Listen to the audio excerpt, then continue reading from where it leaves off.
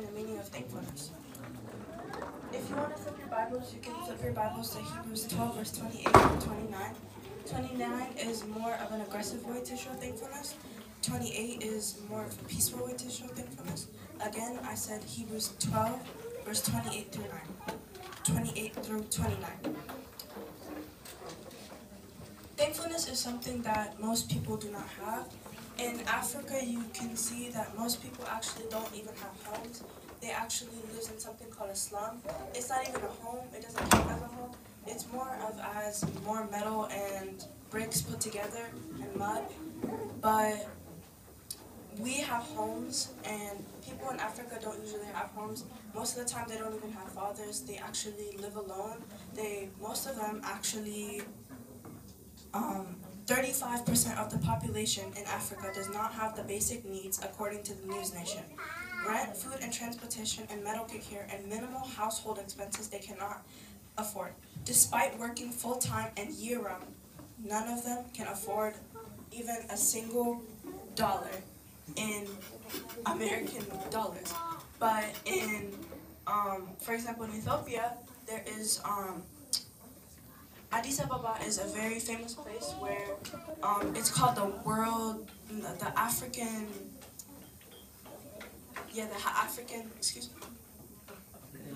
African hub. It's the capital, but still, most people do not have homes there. Up to 50% over there do not have homes. The rest, I was born there and my brother was born there, but we were in a loving family. We had water, we had food. We moved to South Africa. We still had internet, Wi-Fi, and everything. We still have Wi-Fi and everything, but most people I know from South Africa, they moved back to Ethiopia. They still have homes. We should be grateful for what we have. Most people don't actually have what we have. For example, in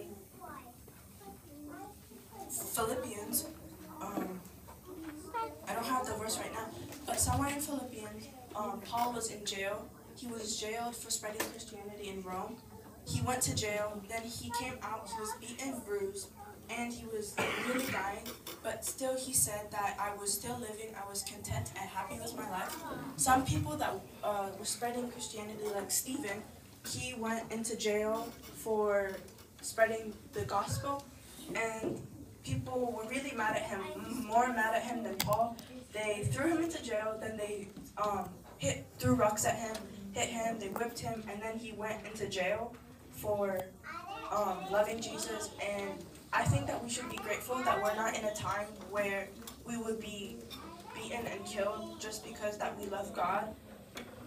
It's a very controversial topic these days because there's a lot of people who are atheists in different religions, so it's very hard for us to spread the word of Jesus. So I believe that we should still spread the word of Jesus and be thankful because most people cannot actually spread the word of Jesus like out on the streets because they fear that they will be killed, because most people actually get killed from it.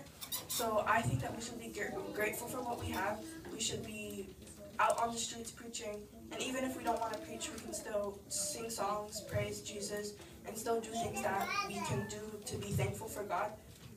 As I said, 35% of the population in America do not have running water.